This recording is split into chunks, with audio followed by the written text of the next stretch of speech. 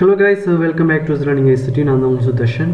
இந்த மாதிரி இந்த வீடியோஸ்ல என்ன பார்க்கறோம் அப்படின்னு சொன்னால் NVQ level for ஸ்டூடண்ட்ஸ்க்கான 2021 மற்றும் 2022 கான MCQ மற்றும் ஸ்ட்ரக்சர் பேஸ்ட் क्वेश्चन தான் பார்க்க இருக்கோம். இது வந்து 2020 ல வந்து அதிகமாக எதிர்பார்க்கப்படுற வினாக்கள்.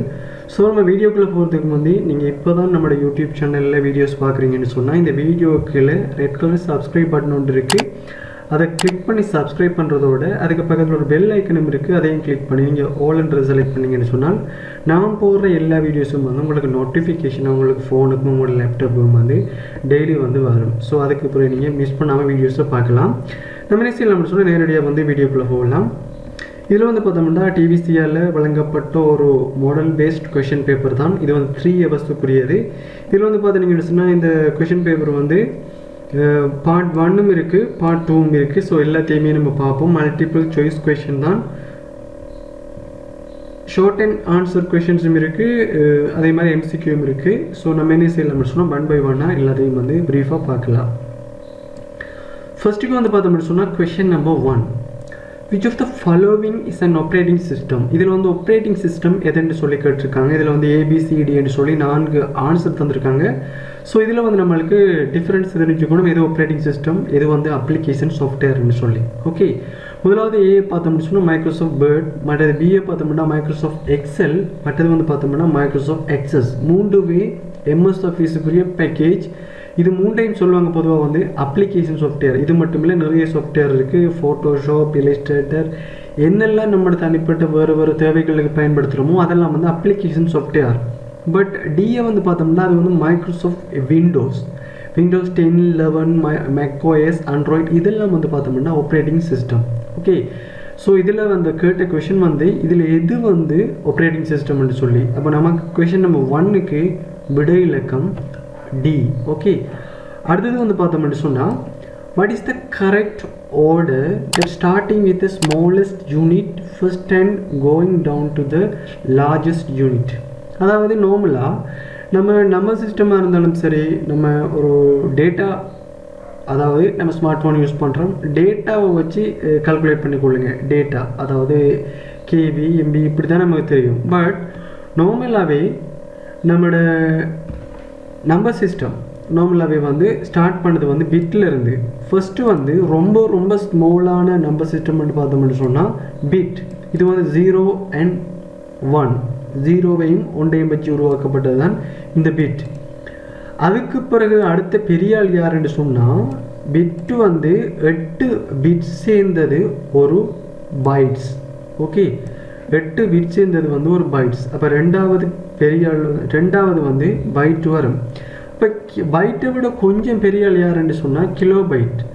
1024 பைட் சேர்ந்து ஒரு கிலோபைட்டை உருவாக்கும். 1024 கிலோபைட் சேர்ந்து ஒரு மெகாபைட்டை உருவாக்கும், அதாவது எம்பியை உருவாக்கும். 1024 MB சேர்ந்து ஒரு ஜிகாபைட் வரும், ஒரு ஜிகாபைட்டை உருவாக்கும், ஜிபின்னு சொல்லுவோம். அப்போ 1024 ஜிபி சேர்ந்து டெராபைட்டை உருவாக்கும். அப்போ ரொம்ப சின்னால் வந்து பிட், ரொம்ப பெரிய ஆள் வந்து பார்த்தோம்னு சொன்னால் டெராபைட். அப்போ நம்மளுக்கு ஓர்டர் எப்படி வரப்போகுது? பிட், பைட், அடுத்துக்கு பிறகு வந்து கிலோபைட், அதுக்கு பிறகு மெகாபைட், அதுக்கு பிறகு வந்து ஜிகாபைட், அதுக்கு பிறகு நமக்கு வந்து டெராபைட் வரப்போகுது. ஸோ நம்மளுக்கு எந்த விட வருதுன்னு சொல்லி பார்த்தோம்னு சொன்னால் பிட் வராரு. ஓகே, அதுக்கு பிறகு பைட் வராரு, அதுக்கு பிறகு வந்து நமக்கு கிலோபைட் வராரு, அதுக்கு பிறகு மெகாபைட் வராரு, அதுக்கு பிறகு ஜிகாபைட் வராரு, அதுக்கு பிறகு டெராபைட் வராரு. ஸோ நம்மளுக்கு கொஷின் நம்பர் 2க்கு விடை இலக்கம் சி. ஓகே, அடுத்த கொஷின் வந்து பார்த்தோம்னு சொன்னால் question number 3, with regard to computer memory which of the following statement is true ன்னு கேட்டிருக்காங்க. இதில் வந்து நிறைய ஸ்டேட்மெண்ட் தந்திருக்காங்க PQRன்னு சொல்லி. இதில் வந்து இந்த கொஷனுக்குள்ளே போகிறதுக்கு முந்தைய இவங்க கேட்டுக்கிறது வந்து வாலட்டைல் மெமரியை பற்றி கேட்டிருக்காங்க. இது வந்து இந்த கொஷின் சைடுன்னு சொன்னால் ஃபஸ்ட்டுக்கு நமக்கு வாலட்டைல் மெமரி என்ன, மற்றது வந்து நான் வாலட்டைல் மெமரின்னு சொன்னால் என்னன்னு சொல்லி நமக்கு தெளிவான ஒரு ஐடியா இருக்கணும். வாலட்டைல் மெமரி என்னன்னு சொன்னால் உதாரணத்துக்கு எல்லாருமே கம்ப்யூட்டர் யூஸ் பண்ணுறோம். அதில் வந்து ஏதாவது டாக்குமெண்ட் இல்லை ஏதாவது வேலை செய்துட்டு இருக்கக்குள்ள திடீரென்று பவர் கட் ஆகி கூட கம்ப்யூட்டர் வந்து ஆஃப் ஆயிடுதுன்னு சொன்னால் அதில் இருக்கிற டாக்குமெண்ட்ஸ், அதில் இருக்கிற ஏதாவது மிஸ் ஆயிடுச்சுன்னு சொன்னால் அதை வந்து சொல்லுவாங்க வாலட்டைல்னு சொல்லி, volatile memory. Okay power loss ஆகினா வந்து அதில் இருக்கிற டெம்பரரியாக இருக்கிற ரெக்கார்ட்ஸ் வந்து க்ளோஸ் ஆயிரும் லாஸ் ஆகிறதுக்கு சான்சஸ் இருக்குது இதை வந்து சொல்லுவாங்க வந்து வாலட்டைல்னு சொல்லி இப்போ வாலட்டைல் மெமரிக்கு சிறந்த உதாரணம் வந்து ரேண்டம் ஆக்சஸ் மெமரின்னு சொல்லுவாங்க அவர் வந்து கரண்ட் பூஜ்ஜியம்னு சொன்னால் டேட்டா வந்து லாஸ் பண்ணிட்டுருவாரு அதில் நம்ம வந்து அவரை வந்து வாலட்டைல் மெமரின்னு சொல்லுவோம் இப்போ நான் வாலட்டைல் மெமரி என்னென்னு சொன்னால் கரண்ட் ஃபோனாலும் சரி என்ன நடந்தாலும் சரி நம்ம ஸ்டோர் பண்ணி வச்சுருப்போம் உதாரணத்துக்கு செகண்டரி ஸ்டோரேஜ் பார்த்துருப்போம் ரேம் இல்லை வந்து hard disk floppy disk external hard disk CD DVD இப்படி நிறைய செகண்டரி ஸ்டோரேஜ் இருக்குது அதெல்லாமே வந்து பார்த்தோம்னு சொன்னால் நான் வாலட்டைல் மெமரி அதே மாதிரி ரொம்பம் வந்து நான் வாலட்டைல் மெமரி ரொம்ப வந்து நான் வாலட்டைல் மெமரின்னு சொன்னால் உதாரணத்துக்கு நம்மளோட கம்ப்யூட்டரில் ஆப்ரேட்டிங் சிஸ்டம் ரன் ஆகிறதுக்கு பயோஸை பூட் பண்ணுற மிக பிரதானமான நான் வாலட்டைல் மெமரி வந்து ரொம் இந்த ரீட் ஒன்லி மெமரி என்ற இந்த ரொம் தான் ஸோ இங்கே ரொம் வந்து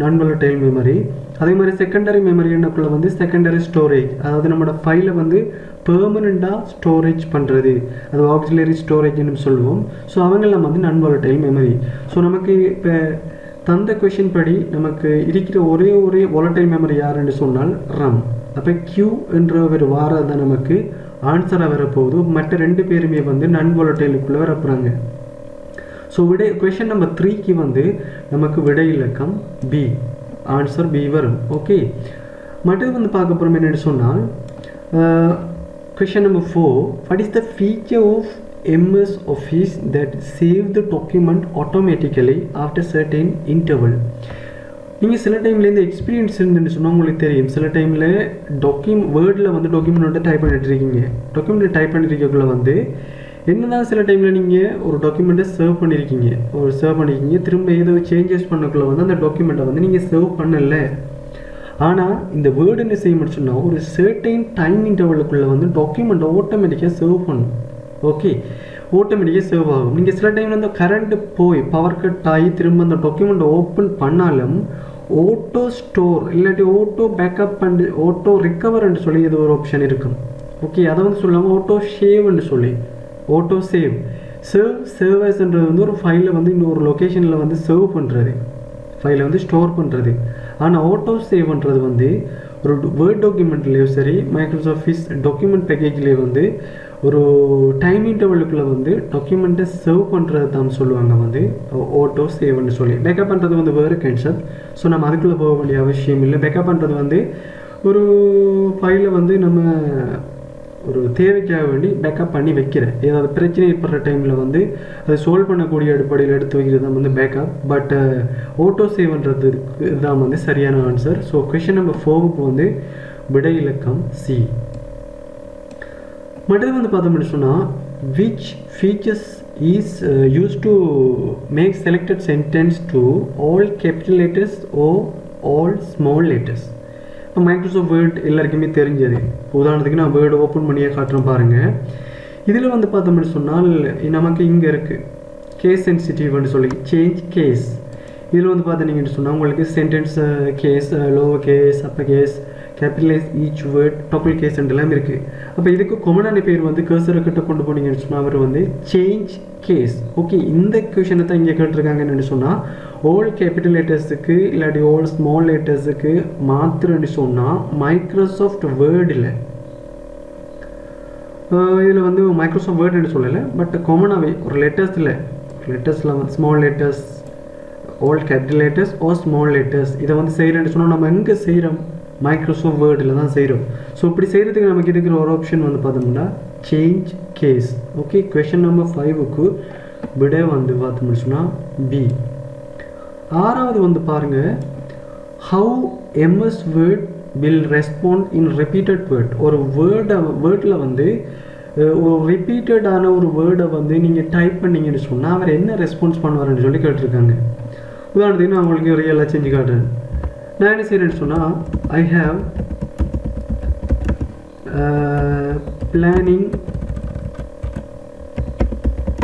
planning to go to America என்று சொல்லி நான் போடுறேன் ஓகே இதில் வந்து பாருங்கள் இந்த இடத்துல வந்து பார்த்தீங்கன்னு சொன்னால் நான் ரிப்பீட்டட் வேர்ட் எதுவுமே போடலை ஆனால் இப்போ சேம் ரிப்பீட்டட் வேர்டுக்குள்ளே வந்து சேமான வேர்டாக இருக்கணும் நான் வந்து இதில் வந்து 2 தரம் have வந்து போடுறேன். ஓகே, போட்டது நான் கிளிக் பண்ண பாருங்கள் ரெட் கலரில் வந்து இந்த பேபி லெவின் வந்து தாராரு. ஸோ இந்த கான்செப்டை தான் கேட்டிருக்காங்க. அப்போ நம்மளுக்கு ஒரே வேர்டு திரும்ப ரிப்பீட் பண்ணக்குள்ள வந்து என்ன ரெஸ்பான்ஸ் கிடைக்குமான்னு சொன்னால் நமக்கு வந்து ரெட் பேபி லைன் வந்து அண்டர் த ரிப்பீட்டட் வேர்டில் வந்து நமக்கு கிடைக்கும். ஸோ இதுதான் வந்து இந்த கொஷனுக்குரிய ஆன்சர். அப்போ கொஷின் நம்பர் 6க்கு நமக்கு ஆன்சர் பி. ஓகே, அடுத்தது வந்து பார்த்தோம்னு சொன்னால் கொஷின் நம்பர் 7. கொஷின் நம்பர் 7ல் என்னென்னு சொன்னால் which placing an Excel window allows entering values and formulas. அப்போ எக்ஸலில் வந்து வேல்யூவையும் ஃபார்முலாவையும் வந்து என்டர் பண்ணுறதுக்குரிய ஒரு இடம் எதுன்ட்டு கேட்குறாங்க, எந்த பிளேஸில் வந்து கேட்குறாங்க. இப்போ நார்மலாக வந்து எக்ஸலில் பாருங்கள், நார்மலாக வந்து எக்ஸலில் வந்து நம்ம கால்குலேஷன் பண்ணுறதுக்கு பயன்படுத்துகிற இடம் தான் வந்து எக்ஸல். இதெல்லாம் வந்து இதில் வந்து ஃபார்முலா வளமையாக செய்கிற இடம் தான் இவ்விடம். பட் நார்மலாகவே இதில் இந்த செல்லில் டைப் பண்ணுவோம் ஃபார்முலா. ஆனால் நம்மளோட ஃபார்முலா எங்கே டிஸ்பிளே பண்ணணும்னு சொன்னால் இந்த இடத்துல நீங்கள் கர்சரை கொண்டு போனீங்கன்னா உங்களுக்கு இதில் காட்டும். இது வந்து ஒரு ஃபார்முலா பார். இந்த ஃபார்முலா பாரில் வந்து காட்டும். உதாரணத்துக்கு நான் ஈக்குவல் 5K இல்லாட்டி 5 தர 3 சொல்லி டைப் பண்ணாலும் நம்மளுக்குரிய ஃபார்முலா பாரில் வந்து அது வந்து டிஸ்பிளே ஆகும். இப்போ நான் என்டர் பண்ண சொன்னால் ஆன்சர் வந்து 15 வருது. பட் அதுக்குரிய ஃபார்முலா வந்து அந்த ஃபார்முலா பாரில் வந்து டிஸ்பிளே ஆகுது. ஓகே, இந்த கொஷின் தான் கேட்டிருக்காங்க. which place in Excel window allows to entering values and the formulas. So நம்மளுக்கு எங்கே டிஸ்பிளே ஆகும்னு சொன்னால் பிளேஸ் ஆகும்னு சொன்னால் ஃபார்முலா பாரில். ஓகே, கொஷின் நம்பர் 7க்கு நமக்கு ஆன்சர் வந்து சி. மற்றது வந்து which symbol is used to start formula in Excel. எக்ஸலில் வந்து ஒரு ஃபார்முலாவை ஸ்டார்ட் பண்ணுறேன்னு சொன்னால் நீங்கள் என்ன சிம்பிளை வந்து யூஸ் பண்ணுவீங்க எக்ஸலில் வந்து. உதாரணத்துக்கு பாருங்கள், என்னத்தை டைப் பண்ணுறதுனாலும் எக்ஸலில் வந்து ஈக்குவல் போடணும். ஃபஸ்ட்டுக்கு ஈக்குவல் போட்டால் தான் அங்கே வந்து நம்ம செய்கிறது வந்து சரியாக வரும். இப்போ நான் ஈக்குவல் போடாமல் நான் இப்போ என்டர் பண்ணேன்னு சொன்னால் அது எந்த ரெஸ்பான்ஸுமே பண்ணாது. ஏன்னு சொன்னால் 5 3ஆல் பெருகிறேன்னு சொல்லி அவருக்கு தெரியாது. ஆனால் இവിടുത്തെ நீங்கள் ஈக்குவல் போட்டிங்கன்னு சொன்னால் முன்னுக்கு போடுறது. இப்போ நான் பாருங்கள் என்டர் பண்ணேன்னு சொன்னால் எனக்கு ஆன்சர் வந்து மல்டிப்ளை பண்ணி வருது. அப்போ அந்த கொஷின் தான். அப்போ நமக்கு வர சிம்பிள் வந்து எல்லா எக்ஸலில் வந்து முன்னுக்கு போடுற ஃபார்முலா வந்துக்கு ஈக்குவல் வந்து போடணும். ஈக்குவல் சிம்பிள் தான் வந்து நம்ம போட வேண்டியது. அப்போ கொஷின் நம்பர் 8க்கு வந்து ஆன்சர் வந்து டி. ஓகே, அடுத்தது வந்து பாருங்கள் question number 9. if the cell C5 is 59, C5 வந்து 59 என்று சொல்லி ஒரு வேல்யூ ஒன்று இருக்கு. what will this if function give you as a result? அதாவது என்ன ரிசல்ட்டை தரும் if function, இந்த if function வந்து என்ன ரிசல்ட்டை தரும்னு கேட்குறாரு. உதாரணத்துக்கு நான் உங்களை சிம்பிளாக செஞ்சு காட்டுறேன் பாருங்கள். C5 நமக்கு C என்ன இருக்காரு, 5 என்ன இருக்காரு. ஸோ C5 வரும். நீங்கள் இங்கே வந்து பார்த்தீங்கன்னா C5. இப்போ C5ல் வந்து எனக்கு 59 சொல்லி ஒரு வேல்யூ இருக்குது. ஓகே, C5ல் வந்து 59 சொல்லி ஒரு வேல்யூ இருக்குது. இப்போ கண்டிஷன் வந்து எப்படின்னு சொன்னால் இஃப் C5 வந்து 75 விட பெருசாக இருந்தால் பாஸ் என்று போடுங்க, இல்லாட்டி ஃபெயில் என்று போடுங்கன்னு சொல்கிறாரு. இப்போ அப்படி போடக்குள்ளே C5 செக் பண்ணக்குள்ளே C5 வேல்யூ வந்து என்ன வருது 59. ஆனால் 75 விட பெருசாக இருந்தால் தான் பாஸ் போடுன்னு சொல்லியிருக்கோம். அப்போ கண்டிஷன் ட்ரூவாக இருந்தாருன்னு சொன்னால் பாஸ் போடுங்கன்னு சொல்கிறேன். அப்போ கண்டிஷன் வந்து 59 வந்து 75 விட பெருசு இல்லை. இப்போ அடுத்து என்ன வரப்போகுது, C5ல் வந்து 59 இருக்குன்னு சொன்னால் 59 வந்து 75 விட பெருசு இல்லை. அப்போ கண்டிஷன் வந்து அடுத்து ஃபால்ஸ் ஆகுது. அப்போ கண்டிஷன் ஃபால்ஸ் வந்து விட வந்து என்ன வரப்போகுது, ஃபெயில்னு தான் வரும். நான் வேணுமெண்ட் அவங்களே செஞ்சு காட்டுறேன் பாருங்கள். இப்போ இந்த இடத்துல நான் என்ன சேவ் பண்ணுறேன், ஈக்குவல் போட்டு இஃப். ஓகே, இஃப்பில் வந்து C5க்குரிய செல்லில் கிளிக் பண்ணுறேன். பெரிதா 75 என்று போட்டுட்டு ப்ராக்கெட்டுக்குள்ளே எப்படி போடணும், டபுள் கோட்டேஷனுக்குள்ளே பாஸ்,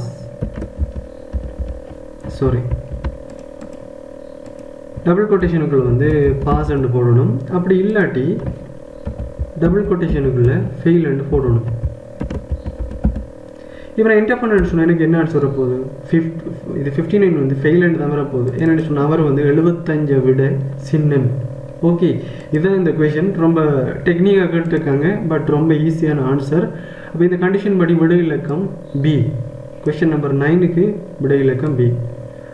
கொஷின் நம்பர் 10 பார்த்தீங்கன்னு சொன்னால் what is the feature that allows to view slide in a slideshow without manually changing slides? Manually changing ஸ்லைடை வந்து மேனுவலாக சேஞ்ச் பண்ணாமல் இது வந்து எந்த ஃபீச்சர்ஸ் வந்து அலவுட் டு வியூ த ஸ்லைட்ஸ்ன்னு சொல்லி கேட்குறாங்க. மேனுவலாக சேஞ்ச் பண்ணாமல் எதையுமே மேனுவலாக சேஞ்ச் பண்ணாமல் நமக்கு ஆட்டோமேட்டிக்காக நம்மளுக்கு சேஞ்சஸ் ஆகக்கூடிய விஷயம் என்னென்னு சொல்லி பார்த்தோம்னு சொன்னால் நமக்கு செட்டிங் ஸ்லைட் டைம் தான். ஓகே, இந்த ஸ்லைட் டைம் வந்து நமக்கு மேனுவலாக சேஞ்ச் ஆகாமலே ஆட்டோமேட்டிக்காக சேஞ்ச் ஆகக்கூடியது. ஸோ இது வந்து ரொம்ப ரொம்ப சிம்பிளானது. ஸோ இதை பற்றி worry பண்ணிக்காதீங்க. இப்போ கொஷின் நம்பர் 10க்கு ஆன்சர் வந்து பி. கொஷின் நம்பர் 11 பார்ப்போம். What is the difference between slide design and auto content wizard? இது வந்து பார்த்தோம்னு சொன்னால் இந்த கொஷின் என்னை பொறுத்த வரைக்கும் இப்போ நம்ம யூஸ் பண்ணுற மைக்ரோசாஃப்ட் வேர்ட் பேக்கேஜுக்கு வந்து சூட்டபிள் இல்லாத கொஷின்னு சொல்லி தான் நான் நினைக்கிறேன். என்னென்னு சொன்னால் இந்த இப்படியான கொஷின் வந்து நான் ப்ராக்டிக்கல்லையும் வந்து பார்க்கல. ஏன்னு சொன்னால் இது வந்து ஒரு பழைய 2000 வெர்ஷன் 2003 வெர்ஷன் 99 வெர்ஷனில் வந்து யூஸ் பண்ணவங்களுக்கு ஒரு பொருத்தமானதாக இருக்கும். ஏன்னா அந்த கால பகுதியில் வந்து ஆட்டோ கண்டென்ட் விஷட் வந்து செப்பரேட்டாக இருந்துச்சு. பட் நம்மளுக்கு லேஅவுட்டுன்னு சொல்லி டிஃப்ரெண்ட்டாக இருக்குது. இப்போ நார்மலாக வந்து பவர் பாயிண்டில் வந்து ஸ்லைட் டிசைன் யூஸ் பண்ணுறோம். அதே மாதிரி ஆட்டோ கண்டென்ட்ன்றது என்ன விஷயம் என்று சொன்னால் டிஃப்ரெண்ட்டான கண்டென்ட்டை வந்து அவருக்குள்ளே இருக்கும். அதுக்குள்ளே நிறைய விஷார்ட் கண்டென்ட் விஷார்ட்ஸ் இருக்கும். ஆனால் ஸ்லைட் டிசைனில் பார்த்தோம்னு சொன்னால் நம்மளுக்கு ஸ்லைட் டிசைன் வந்து நார்மலாக டிசைனை தான் தருவார், வேறு எதுவுமே தர மாட்டார். பட் ஆட்டோ கண்டென்ட்ன்ற என்ன விஷயம் என்று சொன்னால் நம்மளுக்கு கஸ்டமைஸ் பண்ணி செய்யக்கூடிய மாதிரி விசார்ட் வந்து இருக்கும். அதை பேஸ் பண்ணி தான் இந்த கொஷின் வந்துருக்கு. ஒரு பழைய கொஷின் உண்டு.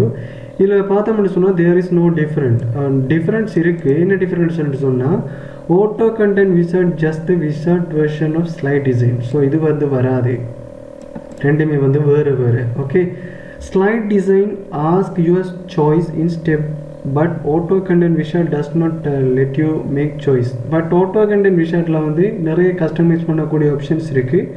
ஆனால் இதுவும் வந்து வராது. விடையிலக்கம் வந்து பார்த்தீங்கன்னா டி தான் வரும். Slide design does not provide sample content. இப்போ ஸ்லைட் டிசைனை பார்த்த மட்டும் சொன்னால் நம்மளுக்கு சாம்பிள் கண்டென்ட் வந்து தரமாட்டார். ஆனால் ஆட்டோ கண்டென்ட் விஷார்ட் என்ன சொன்னால் ப்ரொவைட் பண்ணுவார் சாம்பிள் கண்டென்ட் டூ. சாம்பிள் கண்டென்ட்டை வந்து நமக்கு தருவார். ஸோ கொஷின் நம்பர் 11க்கு வந்து ஆன்சர் வந்து டி. இப்போயும் வந்து பழைய மாடல் கொஷின்ஸை தான் வந்து போட்டுட்ருக்காங்க, காப்பி பேஸ்ட் பண்ணி தான் யூஸ் பண்ணுறாங்க. ஸோ நம்மளுக்கு இப்போ கொஷின் நம்பர் 11க்கு ஆன்சர் வந்து டி. ஓகே, அடுத்தது வந்து கொஷின் நம்பர் 12 பார்க்கலாம். Which object in Microsoft access database is used to extract specific information based on specific criteria? Access டேட்டாபேஸில் வந்து ஒரு ஸ்பெசிஃபிக்கான இன்ஃபர்மேஷனை வந்து நீங்கள் எக்ஸ்ட்ராக்ட் பண்ணி எடுக்கணும்னு சொன்னால், நிறைய பிரித்து எடுக்கணும்னு சொன்னால் நீங்கள் எந்த ஆப்ஜெக்டை வந்து நீங்கள் சூஸ் பண்ணுங்கன்னு கேட்குறாங்க. இதில் வந்து பார்த்தோம்னா குவாரி ஆப்ஜெக்டில் தான் வந்து நம்ம க்ரைட்டீரியா ஷோட் பண்ணி கண்டிஷன் எல்லாம் போடலாம். குவாரியில் வந்து உதாரணத்துக்கு வந்து குவான்டிட்டி வந்து எத்தனைக்கு மேலே இருந்தால் வந்து டிஸ்பிளே பண்ணுங்கள், நேமு மட்டும் டிஸ்பிளே பண்ணுங்கள், நேமையும் அட்ரஸையும் டிஸ்பிளே பண்ணுங்கன்ட்டு சொல்லி குவாரியில் தான் வந்து நம்ம கண்டிஷன் போடலாம். குவாரியில் தான் வந்து நம்ம எல்லாமே செய்யலாம். பட் டேபிளில் வந்து என்ன செய்வோம், டேபிளில் வந்து டேட்டா டைப்பும் ரெக்கார்ட்ஸ்களும் இருக்கும். ரிப்போர்ட்டில் வந்து அவங்களோட டீட்டெயில்ஸ் சம்மந்தப்பட்ட ரிப்போர்ட்ஸ் இருக்கும். ஃபார்ம்ஸில் வந்து டேட்டா வந்து என்டர் பண்ணுறதுக்குரிய ஃபார்ம் இருக்கும். ஸோ கொஷின் நம்பர் 12க்கு வந்து நம்மளுக்கு ஒரு குறிப்பிட்ட டேட்டா இன்ஃபர்மேஷனை வந்து எக்ஸ்ட்ராக்ட் பண்ணுறதுக்குரிய ஆப்ஜெக்ட் என்னென்னு சொல்லி பார்த்தோம்னு சொன்னால் குவாரி ஆப்ஜெக்ட். கொஷின் நம்பர் 12க்கு ஆன்சர் ஏ. ஓகே, மற்றது வந்து பார்த்தோம்னா கொஷின் நம்பர் 13 பார்ப்போம். How do you define one-to-one relationship in Microsoft Access database? Microsoft Access database மட்டும் இல்லை, எந்த டேட்டாபேஸ் எடுத்தாலும் மிக பிரதானமாக வந்து நமக்கு இருக்கிற ரிலேஷன்ஷிப் வந்து one-to-one relationship, one-to-many relationship, many-to-one relationship, many-to-many relationship ன்னு சொல்லி 4 different types ஆன ரிலேஷன்ஷிப் இருக்குது. அப்போ இதில் வந்து நம்ம எடுத்துக்கிற கொஷின் வந்து 1-to-1 ரிலேஷன்ஷிப்னா என்னவா நீங்கள் அண்டர்ஸ்டாண்ட் பண்ணிக்கொள்றீங்கன்றதான் இங்கே கொஷின் வந்து. முதலாவது பார்ப்போம். Relationship where one record in one table can be related to one or more records in another table. ஒரு டேபிளில் இருக்கிற ஒன் ரெக்கார்ட் இன்னொரு டேபிளில் இருக்கிற ஒன் or more ரெக்கார்ட்ஸோட வந்து ரிலேட்டடாக இருந்துன்னு சொன்னால் அது என்ன வரும் வந்து இதில் ஒன் இதில் வந்து ஒன் or more அப்படின்னு சொன்னால் என்ன one to many relationship. Okay, அடுத்தது வந்து பார்த்தீங்கன்னு சொன்னால் relationship where one or more records. அப்போ இதில் வந்து one or more records in one table can be related to one or more records in another table. ஒரு டேபிளில் ஒன் or more ரெக்கார்ட்ஸ் இன்னொரு டேபிளில் இருக்கிற ஒன் or more ரெக்கார்ட்ஸோட ரிலேட்டடாக இருந்துன்னு சொன்னால் அது வந்து many to many relationship. Okay, அதை வந்து அண்டர்ஸ்டாண்ட் பண்ணிக்கொள்ளுங்க. இதுதான் சேம் கொஷின் வரும்னு தெரியாது, பட் இப்படி வந்தாலும் நம்ம வந்து செய்யக்கூடிய மாதிரி இருக்கணும். சிஏ பார்த்துனீங்கன்னு சொன்னால் relationship where one record in one table can be related to exactly one record into another table. இப்போ ஒரு டேபிளில் இருக்கிற சேம் ரெக்கார்ட் மற்ற இன்னொரு டேபிளில் இருக்கிற ஒன் ரெக்கார்ட் மற்ற டேபிளில் இருக்குமென்று சொன்னால் அது வந்து ஒன் டு ஒன் ரிலேஷன்ஷிப் என்று சொல்லி நம்ம சின்ன ஒரு ஐடியா எடுத்துக்கொள்ளலாம். இப்போ மற்றதையும் பார்ப்போம். Relationship where one or more. அப்போ இது வந்து வராது. ஒன் or moreக்குள்ள வந்து மெனி ரெக்கார்ட்ஸ் இன் another table தான் ரிலேட்டட் டு ஒன் ரெக்கார்ட். அப்போ இதில் வந்து எல்லாத்தையும் மென்ஷன் பண்ணியிருக்காங்க. இதில் வந்து மெனி டு ஒன் ரிலேஷன்ஷிப் என்று சொல்லி வரும். ஓகே, அப்போ நமக்கு கொஷின் நம்பர் 13க்கு நமக்கு வர ஆன்சர் வந்து answer C. Okay, question number 14 பாருங்கள். what do you call a primary key field include in another table? நார்மலாகவே எந்த டேட்டா பேஸ் இருந்தாலும் சரி ஒரு டேபிளில் இருக்கிற ப்ரைமரி கீ இன்னொரு டேபிளில் வந்ததுன்னு சொன்னால் அதுக்கு பேர் வந்து ஃபாரின் கீ. இதுதான் சேம் கான்செப்ட். இது நமக்கு தெரிஞ்சிருக்கணும், ப்ராக்டிக்கலையும் வரும். ஸோ கொஷின் நம்பர் வந்து 14க்கு சிம்பிளான விட வந்து ஃபாரின் கீ. ஓகே, ஸோ இந்த parent key child key index எல்லாம் வந்து பொறுப்பு பண்ணிக்காங்க. நமக்கு ப்ரைமரி கீ ஃபாரின் கீ இந்த ரிலேஷன்ஷிப் இதுகளை தான் வந்து நல்லா அண்டர்ஸ்டாண்ட் பண்ணிக்கொள்ளணும். நீங்கள் மற்றதை பற்றி கன்ஃபியூஸ் ஆக வேண்டிய அவசியம் இல்லை. கொஷின் நம்பர் 14க்கு ஃபாரின் கீ தான் வரும். ஒரு டேபிளில் இருக்கிற ப்ரைமரி கீ இன்னொரு டேபிளில் வரக்குள்ள வந்து அது ஃபாரின் கீயாக தான் வரும். But question number 15. what is the memo data type field used for? நிறைய டேட்டா டைப் பார்த்துருப்போம். நம்பர் பார்த்துருப்போம், டெக்ஸ்ட் பார்த்துருப்போம், அதே மாதிரி டேட்டா டைப் பார்த்துருப்போம், ஆப்ஜெக்ட் பார்த்துருப்போம். இப்படி நிறைய டேட்டா டைப் பார்த்துருப்போம். பட் இப்படியான டிஃப்ரெண்டான டேட்டா டைப்ஸ் வந்து கேட்கறதுக்குரிய சான்சஸ் இருக்குது. ஏன்னா மற்ற டேட்டா டைப் எல்லாம் எல்லாருக்கும் பொதுவாக தெரிந்த விடயம்ன்றபடியாக வந்து இப்படியான டேட்டா டைப் வந்து கேட்பாங்க. நார்மலாகவே வந்து மெமோ டேட்டா டைப் வந்து அதிகளவான கரெக்டர்ஸை வந்து என்டர் பண்ணுறதுக்கு பயன்படுத்துகிற ஒரு டேட்டா டைப் தான் வந்து இந்த memo data type. To add table, அப்போ டு add table வருமா வராது. To store object created in other programs இதுவும் ஒரு சூட்டபிளாக இல்லை. For long text entries, அதாவது ஒரு லாங்கான டெக்ஸ்ட்டை வந்து இன்க்ளூட் பண்ணுறதுக்கு, அதாவது நிறைய டெக்ஸ்ட் நிறைய டேட்டாவை வந்து ஸ்டோர் பண்ணுறதுக்கு, நிறைய டேட்டா கரெக்டர்களை வந்து டைப் பண்ணுறதுக்கு பயன்படுத்துகிற ஒரு டேட்டா டைப் தான் வந்து மெமோ. இப்போ ஞாபகத்தில் வச்சுக்கொள்ளுங்க, மெமோவில் வந்து நிறைய, அதாவது உதாரணத்துக்கு ஷார்ட் டெக்ஸ்ட் லாங் டெக்ஸ்ட்டை விட மெமோவில் வந்து அதிகமான டெக்ஸ்ட்டை வந்து நம்ம ஸ்டோர் பண்ணலாம், இன்புட் பண்ணலாம். அதுதான் வந்து ஆன்சர். ஸோ நம்மளுக்கு கொஸ்டின் நம்பர் 15க்கு answer C, for long text enters. Question number 16க்கு என்னென்னு சொல்லி பார்க்கலாம். what is the meaning of www in URL? URLன்னு சொன்னால் வெப்சைட்டில் வந்து நீங்கள் google.com ஒரு வெப்சைட்டை பற்றியெல்லாம் டைப் பண்ணி சர்ச் பண்ணுவீங்க. அந்த சர்ச் பண்ணுற இடம் தான் URL. அது வந்து யூனிஃபார்ம் ரிசோர்ஸ் லொக்கேட்டர்னு சொல்லுவாங்க. இதுக்கும் சில டைமில் இவருக்குரிய மீனிங்கும் கேட்டு வரலாம். ஆனால் இதில் கேட்ட கொஷின் வந்து www மீனிங் தான் கேட்டிருக்காங்க. URL நம்ம டைப் பண்ணுற www மீனிங் தான் வந்து www.google.comனு சொன்னால் இங்கே போகிற இந்த wwwக்கு என்ன மீனிங்னு சொல்லி நம்ம தெரியணும். wwwக்கு என்னென்னு சொன்னால் வேர்ல்டு வைடு வெப், உலகளாவிய வலைத்தளம்ன்றது தான் இதில் Tamil meaning. So world wide web. So question number 16க்கு ரொம்ப சிம்பிளான கொஷின், ஆன்சர் டி. மட்டும் பாருங்கள், பை கன்சிடரிங் ஃபாலோவிங் இமெயில்ஸ், இதனால ஒரு question, which of the email address will someone be able to see when he receive the message? நார்மலாக வந்து என்ன செய்கிறாங்கன்னு சொன்னால் ஒரு இமெயில் யாரோ அனுப்புகிறாங்க. இப்போ info@slt.lk என்ற இமெயிலுக்கு தான் அனுப்புகிறாங்க. அதோட சேர்த்து சி என்றது வந்து நிமல் அதே மாதிரி கமல் என்று சொல்லி ரெண்டு பேருக்கும் நிமல் கமல் என்று சொல்லி ரெண்டு பேருக்கும் இமெயில் அனுப்புகிறாங்க. ஓகே, அதே மாதிரி பிசியில் தான் சமன் இருக்கார், பிசியில் சமன் இருக்கார். அதே மாதிரி ஏடின்னு சொல்லியும் ஒரு ஆள் இருக்கார், ad@yahoo.com, saman@mail.com, nimal@gmail.com, kamal@yahoo.com, info@slt.com. எப்படி இருக்குது? இப்போ கேட்ட கொஷின் என்னென்னு சொன்னால், சமன் வந்து எந்தெந்த இமெயிலில் வந்து அவரால் ஏபிள் டு சி, எந்த இமெயிலில் வந்து பார்க்கலாம், அவர் இமெயில் அவருக்கு வந்த பிறகு எந்தெந்த இமெயிலை வந்து பார்க்கலாம் அப்படின்னு சொல்லி கேட்குறாங்க. நல்லா புரிஞ்சுக்கொள்ளுங்க. உதாரணத்துக்கு ஒரு ஒர்க் பண்ணுற எஸ்எல்டியில் வேலை செய்கிற ஒரு ஆள் என்ன செய்ய போகிறாருன்னு சொன்னால், எஸ்எல்டிக்கு ஒரு இமெயில் ஒன்று அனுப்ப போகிறாரு, info@slt.lkக்கு ஒரு இமெயில் ஒன்று அனுப்ப போகிறாரு. அப்போ சின்றது என்னென்னு சொன்னால், அந்த எஸ்எல்டிக்கு அனுப்புகிறாங்கன்னு சொன்னால் அவங்களுக்கு ஹெட்டாக யாராவது இருப்பாங்களே பெரியாக்கள், அவங்க வந்து பார்க்கணும். இப்போ அந்த இமெயிலை வந்து அவங்க ஒரு இமெயில் வந்து அனுப்பியிருக்கேன்னு சொல்லி அவங்களும் பார்க்கணுன்றதுக்காக வேண்டி ஒரு இமெயிலை வந்து அனுப்பியிருக்காங்க, கார்பன் காப்பின்னு சொல்லுவாங்க. ஆனால் பிசின்றது வந்து பிளைண்ட் கார்பன் காப்பி. இப்போ இதில் வந்து சமனும் யாகவும் இருக்கார். இப்போ என்ன விஷயம்னு சொன்னால், நீங்கள் பிசியில் இருந்தீங்கன்னு சொன்னால் சிசியில் யாருக்கு இமெயில் அனுப்பியிருக்கேன்னு பார்க்க முடியும், 2ல் யாருக்கு அனுப்பியிருக்கேன்னு சொல்லியும் பார்க்க முடியும். ஆனால் நீங்கள் பிசியில் இன்னொரு ஆளுக்கு போட்டிருக்கு தானே ad@yahoo, அவருக்கு அனுப்பியிருக்கேன்னு சொல்லி உங்களுக்கு தெரிய வராது. ஏன்னு சொன்னால் பிசின்றது வந்து பிளைண்ட் கார்பன் காப்பி, அது வந்து ஒரு செக்யூரான ஒரு கன்செப்ட். ஸோ உங்களுக்கு யார் யாருக்கு இமெயில் போயிருக்குன்னு சொல்லி பார்க்கலாம்னு சொன்னால், அப்போ சிசியில் அனுப்பியிருக்கிற நிமல் gmail.com, கமல் yahoo.com, நிமல் கமல் இருக்காது. அதே மாதிரி info@slt, இந்த 3 பேருக்கும் போனதை காட்டும்.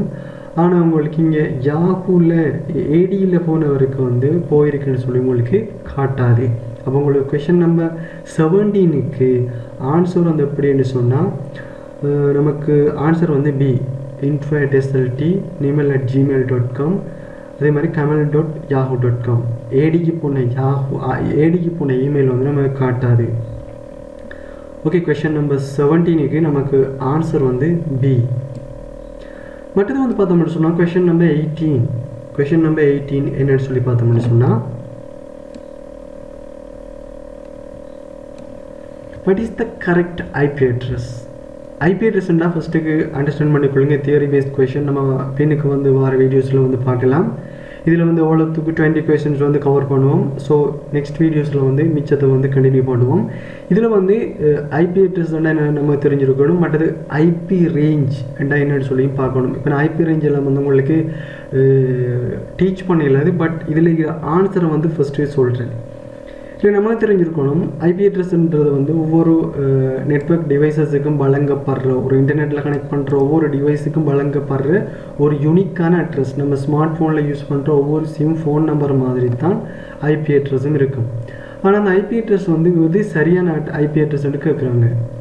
ஒரு ஐபி அட்ரஸ் ரேஞ்சு வந்து 0 to 255, 0 to 255க்குள்ளே தான் அவற்றை ஒவ்வொரு போர்ஷனும் வரும். ஒவ்வொரு போர்ஷன் என்று பார்த்தீங்கன்னு சொன்னால், ஒரு ஐபி அட்ரஸில் 4 போர்ஷன் இருக்கும், 1 2 3 4. அது என்ன போர்ஷனாக இருந்தாலும் வந்து 0லேருந்து 255க்குள்ளே தான் அந்த போர்ஷன் வரும். அப்போ 255ன்னு சொன்னால் 255க்குள்ளேன்னு சொன்னால் 255 வரலாம், 254, 240 அப்படி வரலாம். ஆனால் இங்கே வந்து பார்த்தீங்கன்னா 265, இந்த போர்ஷன் வந்து 265. அப்போ இந்த ஐபி அட்ரஸ் வந்து ராங், இது வந்து பிள்ளையான ஐபி அட்ரஸ். அப்போ இதுவும் வந்து 255 விட கூட இருக்குது. அப்போ இவரும் வரமாட்டார். இது 256 இருக்குது, இவரும் வரமாட்டார். ஸோ இந்த ஐபி அட்ரஸும் வராது. ஆனால் இவரை வந்து பார்த்தீங்கன்னு சொன்னால், இவர் வந்து ஒரு ஒழுங்கான ஐபி அட்ரஸாக இருக்கார். அதாவது 255க்குள்ளே இருக்கார். அதே மாதிரி இது வந்து ஒரு பி கிளாஸான ஐபி அட்ரஸ். ஒரு பி கிளாஸான ஐபி அட்ரஸ். அது என்னென்னு சொல்லி நம்ம பிறகு பார்க்கலாம். ஆனால் டி ஏன் வராதுன்னு சொன்னால், இதுவும் வந்து 255 கூடி போயிருக்கு. இருந்தாலும் ஒரு ஐபி அட்ரஸில் வந்து டாட் தான் மென்ஷன் பண்ணப்படும். ஒவ்வொரு போர்ஷனுக்கும் இடையில் டாட் மென்ஷன் பண்ணப்படும். இப்படி டேஷஸ் வந்து மென்ஷன் பண்ணப்படாது. ஓகே, இப்போ கொஷின் நம்பர் 18க்கு வந்து நமக்கு வர ஆன்சர் வந்து C. Okay, what a question number 19. A distributed network configuration in which all data or information pass through the central computer. சென்ட்ரல்ன்றதை வந்து ஃபர்ஸ்ட்டுக்கு அண்டர்ஸ்டாண்ட் பண்ணிக்கொள்ளுங்க. ஓகே, சென்ட்ரல் என்று சொன்னால் ஒரு சென்ட்ரலில் ஒரு கம்ப்யூட்டரை வச்சு உங்களுடைய டேட்டா இன்ஃபர்மேஷனை வந்து கன்ஃபிகர் பண்ணுறது என்ன நெட்வொர்க்னு சொல்லி கேட்டிருக்காங்க. அது என்ன நெட்வொர்க்? நமக்கு தெரிஞ்ச நெட்வொர்க் தான் ஸ்டார் நெட்வொர்க். அப்போ ஸ்டார் டோபாலஜியில் வந்து நடுவில் என்ன இருக்கும்? ஸ்விட்ச் இல்லாட்டி ஹப் இருக்கும். அப்போ நடுவில் வந்து ஒரு சர்வர் இருந்து எல்லாரையும் வந்து கண்ட்ரோல் பண்ணுற மாதிரி இருக்கும். அப்போ இதை வந்து சொல்லுவாங்க வந்து ஒரு ஸ்டார் டோபாலஜி பேஸ் பண்ண ஒரு நெட்வொர்க். ஆனால் பஸ் டோபாலஜி வராது. ஏன்னு சொன்னால் அது வந்து பேக் போன் ஒரு லாங்கான கேபிள்லேருந்து கனெக்ட் பண்ணப்படும். அது வந்து சென்டர் வராது. ஸ்டார் நெட்வொர்க் வரும். ரிங் டோபாலஜி ரிங் நெட்வொர்க் வந்து ஒரு சர்க்கிள் அடிப்படையில் இருக்கும். அதுக்கும் வராது. பாயிண்ட் டு பாயிண்ட் நெட்வொர்க் வந்து ஒவ்வொரு கம்ப்யூட்டரில் வந்து கனெக்ட் பண்ணி அதுவும் வந்து கிட்டத்தட்ட ஸ்டார் ரிங்டோ நெட்வொர்க் அடிப்படையில் தான் கிட்டத்தட்ட இருக்கும். அதுக்கு எப்படி வரும்னு சொல்லி நம்மளால் சொல்ல முடியாது. ஆனால் நம்மளுக்கு சென்ட்ரல் டிவைஸை வச்சு எது வந்தாலும் நம்ம ஆன்சர் போட வேண்டியது வந்து star network. Okay, question number 19க்கு நம்மளுக்கு ஆன்சர் வந்து என்னென்னு சொன்னால் B, star network. Question number 20, which one of the following is not an image or graphic file format? இதில் வந்து மற்றதெல்லாம் கிராஃபிக் ஃபைல் ஃபார்மேட், பட் ஒன்று மட்டும் கிராஃபிக் ஃபைல், அதாவது இமேஜ் ஃபார்மேட் இல்லை. இமேஜ் ஓ கிராஃபிக் ஃபைல் ஃபார்மேட்னு சொல்லி கேட்குறாங்க. இப்போ என்ன இமேஜ் ஃபார்மேட் இருக்குது? ஒன்று ஜேபிஜி இருக்குது, பிஎன்ஜி இருக்குது, டிஐஎஃப் இருக்குது, ஜிஐஎஃப் இருக்குது, இப்படி நிறைய ஃபைல் ஃபார்மேட் இருக்குது. ஆனால் இதில் இமேஜ் ஃபார்மேட் இல்லாதது following is not an image or graphic file format ன்னு சொல்லி கேட்டிருக்காங்க. பிஎன்ஜி வந்து ஒரு இமேஜ் ஃபார்மேட், ஒரு பேக்ரவுண்ட் இல்லாத இமேஜ் ஃபார்மேட். ஜிஐஎஃப்ன்றது வந்து ஒரு அனிமேஷன் டைப்பான இமேஜ் ஃபார்மேட். பிஎம்பின்றது வந்து ஒரு bit map image format. GUI இது வந்து graphical user interface. Graphical user நிறைய பேர் கன்ஃபியூஸ் ஆகிறீங்க. கிராஃபிக்கல் யூசர் இன்டர்ஃபேஸ்ன்றது வந்து ஒரு பயனர் இடைமுகத்தை, ஒரு யூசர் பயன்படுத்துகிற பயனர் இடைமுகத்தை வந்து ரெண்டாக பிரிப்பாங்க. ஒன்று CLI கமாண்ட் லைன் இன்டர்ஃபேஸ், மற்றது வந்து GUI graphical user interface. So GUI என்றது வந்து ஒரு இமேஜ் டைப் இல்லை, அது ஒரு வேறொரு இடைமுகமானது. ஸோ இதை பற்றி கன்ஃபியூஸ் ஆகாதீங்க. இன்றைக்கி வந்து இப்படியே செஞ்சுட்டு போனோம்னு சொன்னால் வீடியோ ரொம்ப லென்த் ஆயிரும். நான் 20 கொஷினோட வந்து ஸ்டாப் பண்ணுறேன். நெக்ஸ்ட் வீடியோ வந்து 21லேருந்து நிறைய கொஷின்ஸ் இருக்குது பாருங்கள். நிறைய கொஷின்ஸ் இருக்குது. இதில் வந்து theory, structure based question, practical based கொஷினும் இருக்குது. ஸோ இதெல்லாம் வந்து நம்ம ஸ்டெப் பை ஸ்டெப்பாக செய்வோம். ஸோ நான் என்ன சொன்னால் 20 கொஷின் வரைக்கும் இன்றைக்கி வந்து செய்திருக்கேன். இந்த வீடியோஸ் வந்து உங்களுக்கு பிடிச்சிருக்குன்னு நினைக்கிறேன். பிடிச்சிருந்துன்னு சொன்னால் லைக் பண்ணுங்கள். கட்டாயம் நம்முடைய ஈஸியில் நீங்கள் யூடியூப் சேனலில் வந்து சப்ஸ்கிரைப் பண்ணிக்கொள்ளுங்கள். இன்னும் ஒரு நல்ல வீடியோஸில் சந்திக்கலாம். Bye friends.